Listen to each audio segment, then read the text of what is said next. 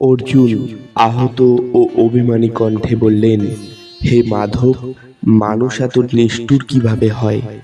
কেউ যখন নিজের স্বার্থের জন্য আরেকজন মানুষের সরলতার সুযোগ নেয়, তাকে মিথ্যা আশা দেয়, মিথ্যা প্রতিশ্রুতি দিয়ে তার পুরো জীবনটাই নষ্ট করে দেয়, তখন সেই প্রতারিত মানুষটি কি করবে?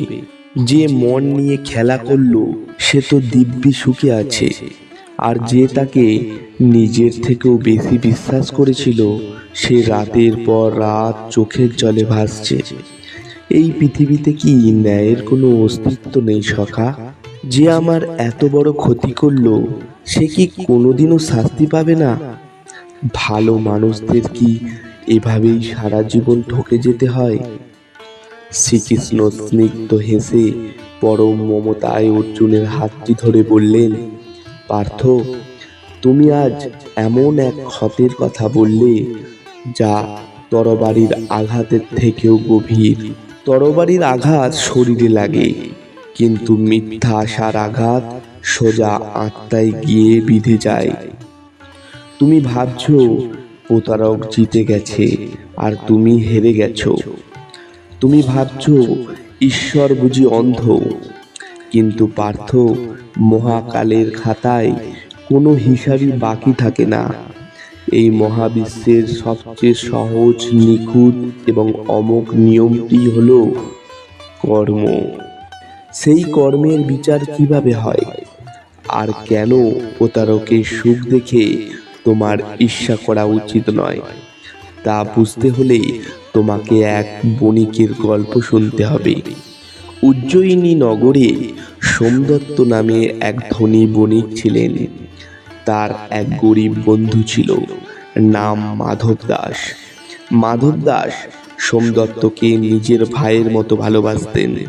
একদিন সোমদত্ত এক বিরাট ব্যবসার স্বপ্ন দেখিয়ে মাধব দাসকে বললেন, বন্ধু, তুমি তোমার পৈতৃক জমিটা বিক্রি করে আমাকে টাকা দাও।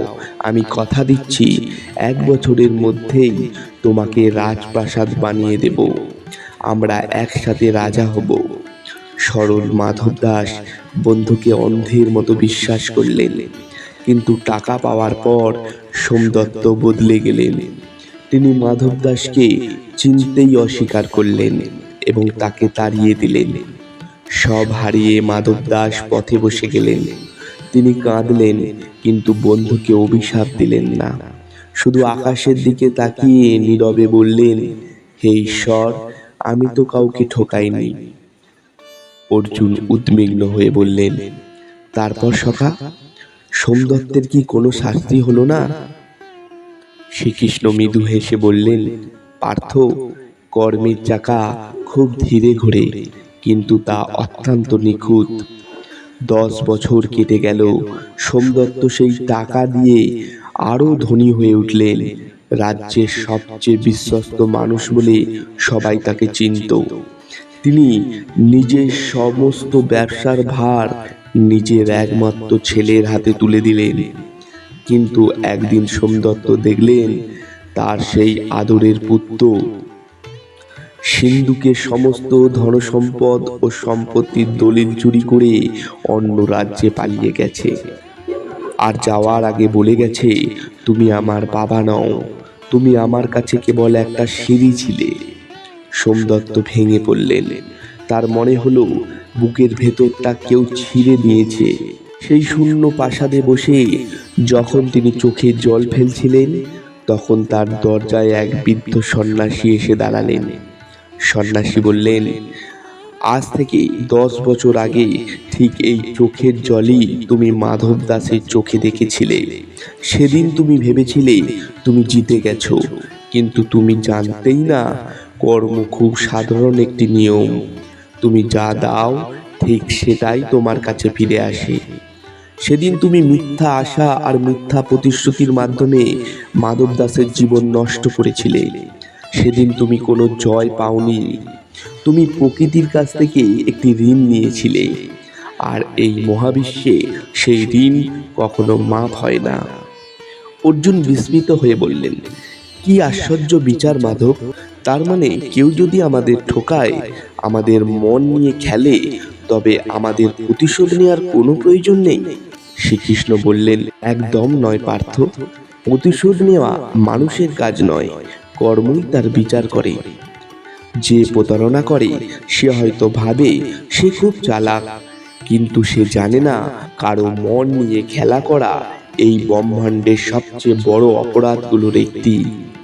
হয়তো সেই প্রতারিত মানুষটি একদিন তার কষ্ট ভুলে যাবে, হয়তো সে ক্ষমাও করে দেবে, কিন্তু কর্ম কখনো ভোলে না। আজ তুমি গোপনে যা করছো, কাল ঠিক সেটাই তোমার সামনে পাহাড় হয়ে দাঁড়াবে। তাই পার্থ, অন্যের ছলনায় পড়ে তুমি নিজের সততা বিসর্জন দিও না। তুমি সবসময় সত্যের পথ বেছে নাও এবং নিজের মন পরিষ্কার রাখো।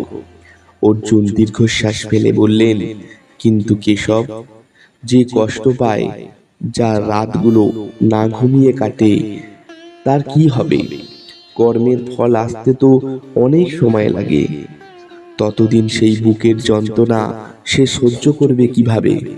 শ্রীকৃষ্ণ অত্যন্ত গভীর স্বরে মায়া ভরা হাসি দিয়ে বললেন, প্রথমত ঈশ্বর তোমাকে একটি মিথ্যা মানুষের হাত থেকে মুক্তি দেন। দ্বিতীয়ত, তোমার সহনশীলতা বাড়িয়ে তোমাকে আরো খাঁটি মানুষে পরিণত করেন। যে তোমাকে মিথ্যা প্রতিশ্রুতি দিয়েছে সে তোমার ভবিষ্যৎ নষ্ট করতে পারেনি, সে কেবল নিজের ভবিষ্যৎটাই নষ্ট করেছে। তুমি নিজের মনকে এই ভেবে শান্ত করো, আমি কাউকে ঠকাইনি, আমার মন পরিষ্কার ছিল, আমার সরলতা আমার শক্তি, বোকামি নয়। যার মন পরিষ্কার, স্বয়ং ঈশ্বর তার পাহারাদার হয়ে যান। তুমি কর্মের ফল দেখার জন্য অপেক্ষা করো না, তুমি শুধু তোমার ভালোবাসা আর সততার আলো ছড়িয়ে দাও। কে তোমার মূল্য বুঝলো আর কে তোমার মন নিয়ে খেললো, তা দেখার দায়িত্ব তোমার নয়, তা দেখার দায়িত্ব আমার। কষ্টের বোঝাটা আজ মাটিতে নামিয়ে রাখো। এবার এক গাল হাসি নিয়ে সামনের দিকে পা বাড়াও। তোমার জন্য এমন কিছু অপেক্ষা করছে যা কোনো প্রতারক কোনোদিন তোমার কাছ থেকে কেড়ে নিতে পারবে না। আশা করি আজকের এই কথাগুলো আপনার বুকের ভেতরে জমে থাকা কষ্টকে কিছুটা হলেও শান্ত করতে সাহায্য করবে। আপনি শুধু নিজের সুন্দর আর পবিত্র মনকে আগলে রাখুন। ভালো থাকুন, সুস্থ থাকুন। আর আজকের কথাগুলো আপনাদের কেমন লাগলো অবশ্যই কমেন্ট করে জানাবেন।